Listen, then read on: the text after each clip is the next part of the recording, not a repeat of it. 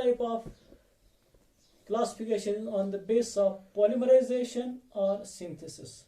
In this type of classification, there are two types. One is addition polymerization and the second is condensation polymerization. In the addition polymerization, the smaller units of same kind or different kind are repeatedly added to form a big molecule of high molecular mass with no elimination of molecules or byproducts. For example, polyethylene molecule जो ethylene monomer से बनता है, यहाँ पे खाली हम ethylene molecules को बहुत बार यानी सेवरल टाइम्स लेते हैं ताकि एक बड़ा सा पॉलीइथिलीन मॉलिक्यूल बने। यहाँ पे बाहर कुछ नहीं आता है, जितने भी इथिलीन मॉलिक्यूल हैं मोनोमर्स हैं वो एड अप होते हैं और एक बड़ा सा पॉलीइथिलीन मॉलिक्यूल बनाते हैं। तो ये है खाली एडिशन। डेफिनेशन से ही पता चलता है कि खाली एड अप हो जाते हैं smaller monomer units to form a big molecule of polyethylene. और सेकंड वन जो है कंडेंसेशन पॉलीमर, यहाँ पर भी जो सेम काइंड और of different kind of monomer unit जो है कंडेंस हो जाते हैं, पॉलीमराइज हो जाते हैं एक बड़ा सा मॉलिक्यूल बनाने के लिए, जिसका एक हाई मॉलिक्यूलर मास होता है।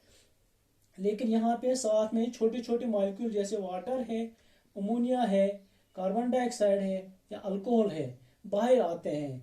यहाँ पे जो फर्क इतनी है, यहाँ पे खाली एडअप हो जाते हैं और कंडेंसेशन में एडअप भी हो जाते हैं और बाहर भी मॉलिक्यूल आ जाते हैं, यानी they are removed from the main product. For example formation of nylon 66 two monomer units hexamethylene diamine. यहाँ पे 6 टाइम्स मिथिलीन मॉलिक्यूल जो है या मीथेन मॉलिक्यूल है और 2 अमाइन मॉलिक्यूल जो है साइड में, तो इसको कहते हैं हेक्सामिथिलीन डाइअमाइन।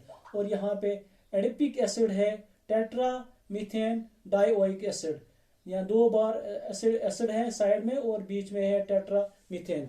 तो इसको हम कॉमन नेम से एडिपिक एसिड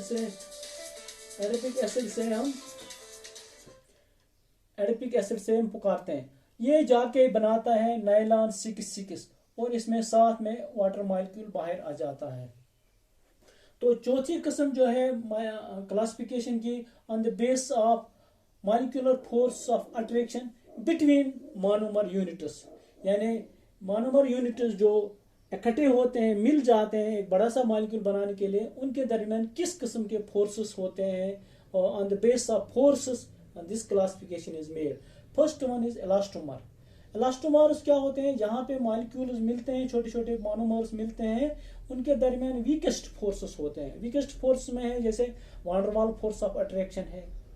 तो ऐसे किस्म के जो पॉलीमर बनते हैं वो एमार्फस होते हैं। Amorphous means there is a haphazard arrangement of these smaller monomer units जो हाई इलास्टिसिटी होते हैं। हाई इलास्टिसिटी मतलब they can be stretched 10 times to the original length of the molecule of the polymer. For example natural rubber है, Buna S है। और दूसरी जो किस्म है फाइबर्स हैं। फाइबर्स में भी जो मॉलिक्यूल एडअप होते हैं उनके दरमियान जो फोर्सेस होते हैं वो स्ट्रांग होते हैं, जैसे हाइड्रोजन बॉन्डिंग होती है। और ऐसे फाइबर जो होते हैं these are in the form of threads, which threads are used to for weaving of this fabrics. बड़े बड़े जो है क्लॉथ्स बनाते हैं या फैब्रिक्स बनाते हैं, शीट्स बनाते हैं। जैसे nylon 66 comes in the form of ropes, Dacron और terylene comes in the form of the cloths, जिसको हम पॉलिस्टर भी कहते हैं। तो इस किस्म के जो फोर्स में जो है इंटरमॉलिक्यूलर फोर्सेस ज़्यादा स्ट्रांग होते हैं as compare to the elastomers. Third one is thermoplastics. Thermo means heat, plastics तो आपको पता है, प्लास्टिक्स जो होते हैं हीट के जरिए जो पॉलीमर बनाते हैं उनको हम थर्मोप्लास्टिक्स कहते हैं। तो यहाँ पे इंटरमॉलिक्यूलर फोर्सेस जो कंबाइनिंग मॉलिक्यूल्स होते हैं, कंबाइनिंग मोनोमर्स होते हैं, वो इलास्टोमर्स और फाइबर्स के दरमियान होते हैं, न ज़्यादा कमज़ोर होते हैं और न ज़्यादा स्ट्रांग होते हैं। तो इनको हम कहते हैं thermoplastics. How these thermoplastics are made?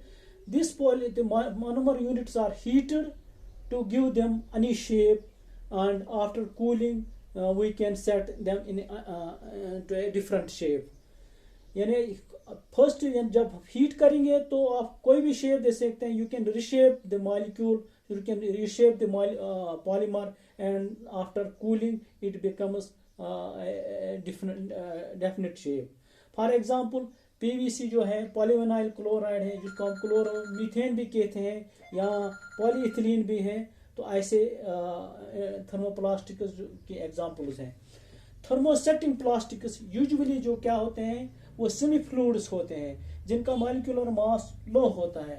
इनमें भी स्ट्रांग फोर्स ज़्यादा नहीं होते हैं, लेकिन ये जो फ्लूइड्स होते हैं, सेमी फ्लूइड्स होते हैं लो मॉलिक्यूलर मास के, इनको जब हम हीट करते हैं तो ये हार्ड हो जाते हैं और इनफ्यूजिबल हो जाते हैं.